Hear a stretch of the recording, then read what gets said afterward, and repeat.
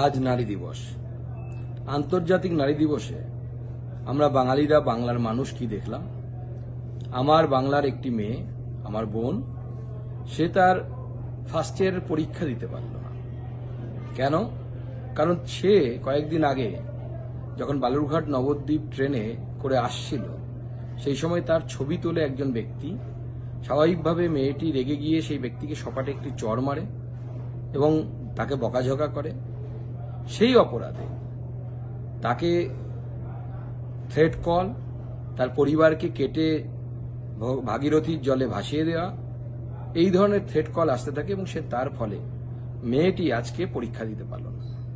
আমরা কোন বাংলায় আছি? কি দোষ ছিল মেয়েটির? যে একজন ভদ্রলোক বলা উচিত কিনা আমার মনে হয়, আমার জানা নেই, যার বয়স তার বাবার বয়সের কাছাকাছি, সে মেয়েটি চুপ করে ছবি তুলছিল বুক, পেট এবং অন্যান্য জায়গার, অশ্লীল ভাবে ছবি তুলছিল বা ভিডিও করছিল বলা ভালো। শুধুমাত্র যে অপরাধী সে মুসলিম বলে পুরো পশ্চিমবঙ্গের যে সাম্প্রদায়িক উগ্র মানসিকতার লোকেরা আছে তারা তার পাশে দাঁড়ালো এবং মেয়েটিকে ধমকানো, মেয়েটিকে থ্রেট কল দেয়া, মেয়েটির পরিবার শুদ্ধ শেষ করে দেওয়ার ধমকি এবং তার সাথে থ্রেট তাদের দেয়া হলো। মেয়েটি আজকে পরীক্ষা দিতে পারেনি, এরপরেও পরীক্ষা দিতে পারবে কিনা জানি না। আমি বাঙালি হিন্দুদেরকে ভাবতে বলছি, আপনার ঘরেও মেয়ে আছে, আমার ঘরেও মেয়ে আছে।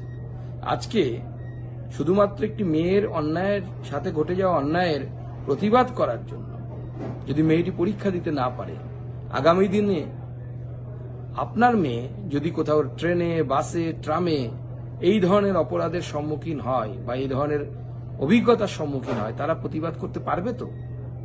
নাকি বিশেষ ধর্ম সম্প্রদায় রেখে তারা প্রতিবাদ করবে?